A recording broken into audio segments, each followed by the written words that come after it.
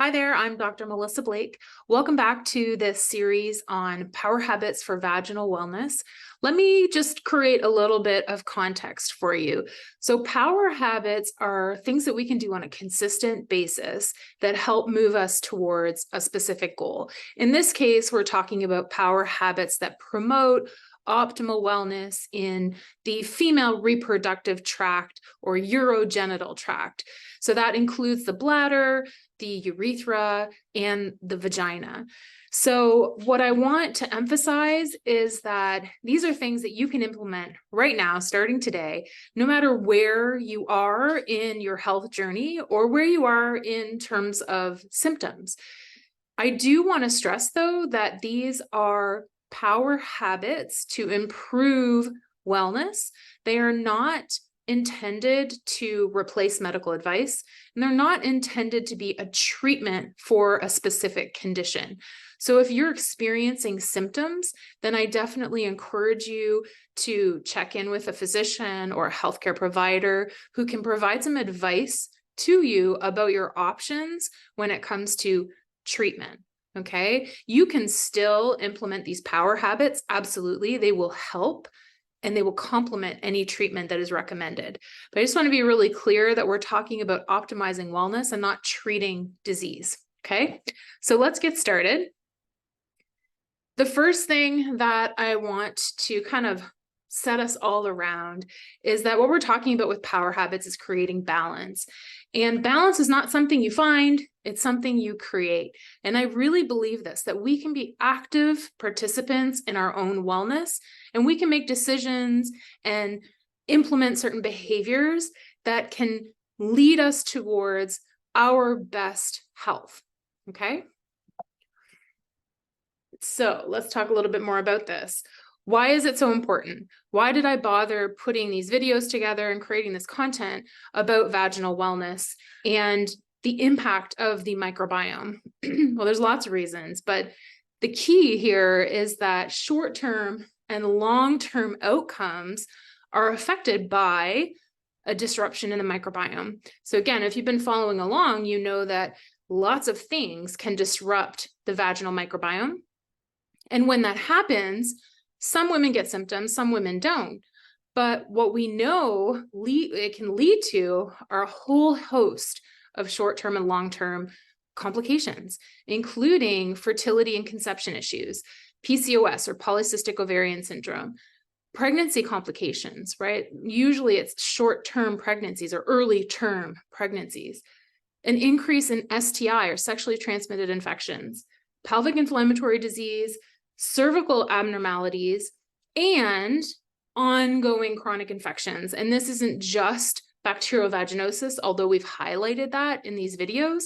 It can be yeast infections, it can be urinary tract infections, and typically these are chronic or reoccurring infections, right? So they're tricky to get rid of.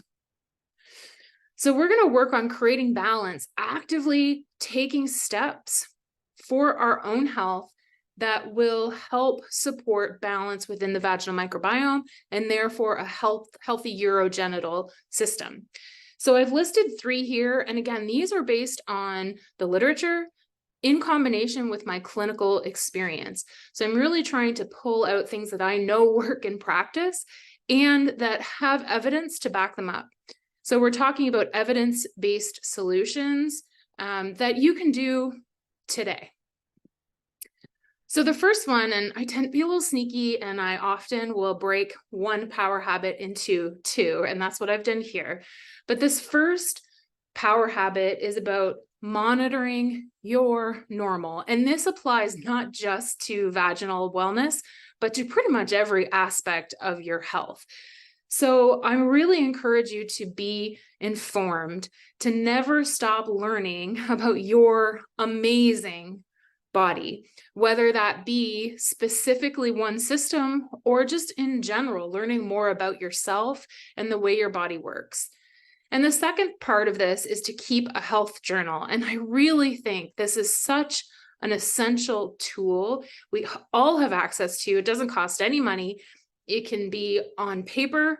It can be with an app. There's so many different free tools out there that we can use to track the metrics that are important to you. So again, specific to vaginal wellness might be monitoring your pH. It doesn't have to be every day. It could be on a monthly basis. It could be when you notice a change. It could be after a new sexual partner. You can also track certain behaviors like, did I have intercourse? Did I eat a lot of sugar? Did I have a lot of alcohol? What were my sleep patterns like? And then note symptoms and changes related.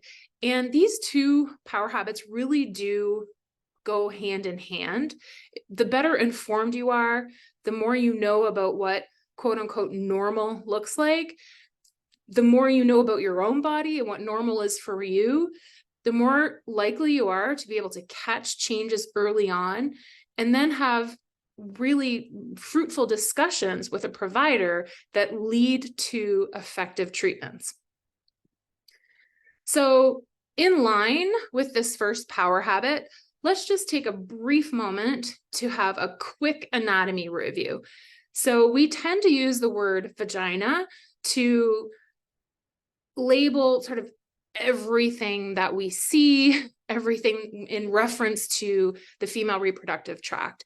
And that's fine, no big deal. But I think it is important to kind of note our words and to understand that the vagina is actually just one part of the reproductive tract.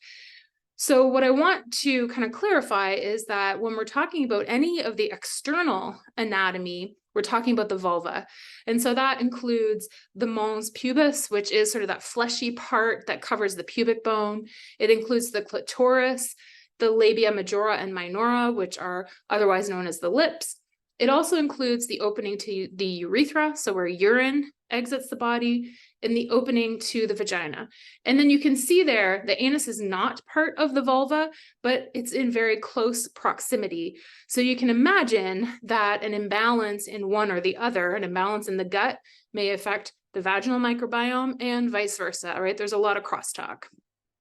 So when we get to the vagina is actually an internal structure. It runs from the immediate outside of the body to the cervix. And it's a canal or a tube, it's stretchable. And of course, it's involved in all of our reproductive functions, from sexual intercourse to menstrual cycles and delivery of a baby. So as part of this monitoring your normal power habit, I wanted to review how easy it is to track your own vaginal pH. You can order these kits. There's so many different options and varieties. I have a couple that I like that I linked in the description of this video. This one actually comes with the sterile cotton swabs, but you can order them where they just come with your pH strips, and you can use a Q-tip, some kind of cotton tip. It's nice that these are one-time use, individually wrapped, but really you don't need them to be. So all you do is you open the cotton swab, you insert the swab into the vagina. You're not trying to get a cervical sample, right? So you don't need to go in very much, just to, insert the entire tip of the swab. And you just rotate it around a little bit. And then what you do is you place it on one of your pH strips. And there's a color chart on the package, or sometimes it's on the bottle if you buy the strips individually. And you're just basically putting a sample on the pH strip and giving it, it'll say on your instructions, this one's 30 seconds. So you give it 30 seconds and then you read the color and you compare it to the chart. And as we've talked about, we really want a slightly acidic pH. So we definitely want it below 4.5, 4.4. And if you monitor it and you can track it, so it might be 4.4 one day and then it might jump up. And so you really want to keep track of it, especially if you're having symptoms, or at least on a fairly regular basis. And then if you're seeing it's kind of signs of green, that means it's moving more towards a basic more alkaline pH, and you want to consult a physician about that so that you can start some type of treatment for that. Super easy, really inexpensive as well. I think these are $15 Canadian, and there's 10 swabs here. So again, it's not something that you're going to be doing every day. It's something that at the very most you'd be doing once a month, probably. So let's move on to the second power habit, which is boosting the beneficial. And so this, as I mentioned in our little anatomy lesson, we know that the gut and the vaginal environment are interconnected. So an imbalance in the gut is for sure going to have an impact or an influence on the vaginal microbiome. So you want to love your gut. And the handout that's associated with this talk lists some foods that you can consume more of, some foods that you may want to reduce. A lot of that is just about feeding the good bacteria and not feeding the guys that we want to keep at bay. So things like yeast, for example, they exist in the gut as well, and they tend to really love sugar. So the more sugar we eat, the more we're kind of feeding that imbalance. So high fiber foods, fermented foods, those are things that we really want to focus on all the time to really help support our gut and thereby also help support our vaginal wellness. And then there are some targeted probiotics. So I'm a huge fan of taking probiotic supplements, but one caveat to that is that you want to take a supplement that's right for you. And what we're finding about probiotics is that it's not just a one size fits all, that it's actually really nuanced, and that different strains have different impacts on different systems. And we know from the literature that these two strains in particular, Lactobacillus rhamnosus GR1 and Lactobacillus reuteri RC14, have especially great benefits for the vaginal microbiome. And there is tons of literature to support this across a wide variety of population types and for different types of overgrowths. So this first study was in Black African women, and this was particularly important for this population because of their risk of HIV and other STIs. And so what they wanted to do was see if it had an impact, because we know that a more balanced microbiome reduces the risk of some of those infections. So they looked at an antibiotic plus a probiotic with BV positive, bacterial vaginosis positive individuals. And by the end of 30 days, that group that received both the antibiotic and the probiotic had 88% improvement, right? So 88% were BV free. Whereas in the group that only received the antibiotic and did not receive the probiotic, there was only about a 40% efficacy rate. So 40% were BV free by the end of that 30 days. A second study showed that it also has a benefit when it comes to yeast overgrowth. Antifungal plus probiotic, 90% at the end of 30 days were yeast free. And this was a topical, so it was actually a yeast infection that they just use a topical vaginal cream. And those who used an antifungal cream only were only 60% yeast free. These are tremendous results, right? That show that by combining this particular combination of probiotics with the standard treatment, we're getting double the efficacy or close to double the efficacy. And then they also looked at postmenopausal women who had chronic urinary tract infections, and they used antibiotics only. So women who had about 7 UTIs a year took antibiotics for a year, and they went down to about 3. So they cut their occurrence of UTIs by more than half, right? That's awesome. So imagine going almost every month having a UTI and you went to just 3 in a year. That's a really huge benefit. They tested this against probiotics only, these 2 strains. And women who had 6.8 UTIs, so this group just had slightly less UTIs, they went to 3.3 with probiotics only. And so not as much of a benefit, but also not the side effects that we know are associated with especially long-term antibiotic use. So not as much benefit, but also no concern with antibiotic resistance. So these are really powerful results. And again, probiotics, for the most part, are completely harmless. You can't really choose a wrong probiotic, but you can choose a best probiotic depending on your symptoms and your goals. And then the last power habit is about creating balance. And this really is about practicing prevention. And again, all of these power habits are things that you can do no matter where you are in your health journey, no matter if you're symptomatic or not symptomatic. These apply for everyone.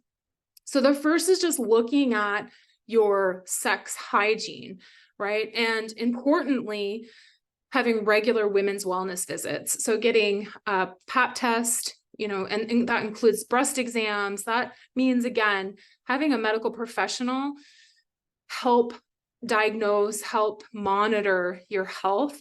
Super, super important. Getting tested for STIs, especially with new partners. So just really taking that sexual hygiene seriously and not avoiding gaining more information, right? More information is always better than less. And then the second thing is around just supporting your vagina's natural ability. And this is related to not over hygienating, not to over cleanse, because actually our vagina is self-cleaning, which is so cool. And I don't know if any of you realize that. I definitely didn't think about that, but the vagina is an important part of our immune system and actually is self-cleaning. It doesn't need any help from us to flush out and stay balanced and maintain healthy pH. It's often when we interfere too much that we actually create the problem. So douching, soaps, lubricants, all of these things that can interfere, anything that we're putting in or near the vagina can interfere with the microbiome and interfere with its natural ability. So I think this is really important to know that there's no reason to be ashamed or feel guilty about having a vaginal infection or a disruption in your microbiome, because they're not due to poor hygiene. Okay, they're due to many other things, but not poor hygiene. So this is just to wrap things up and to remind you that vaginal dysbiosis is something that you can manage, that it does have some long-term and short-term complications if it's ignored, and that if we use some of these power habits, we can get back to a balanced state and learn to really love and appreciate our amazing vaginal environment. So you do the best you can until you know better, and then when you know better, you do better. And so I hope that this information has helped to create an environment for you where you are looking forward to learning more about your body. So until next time, take care.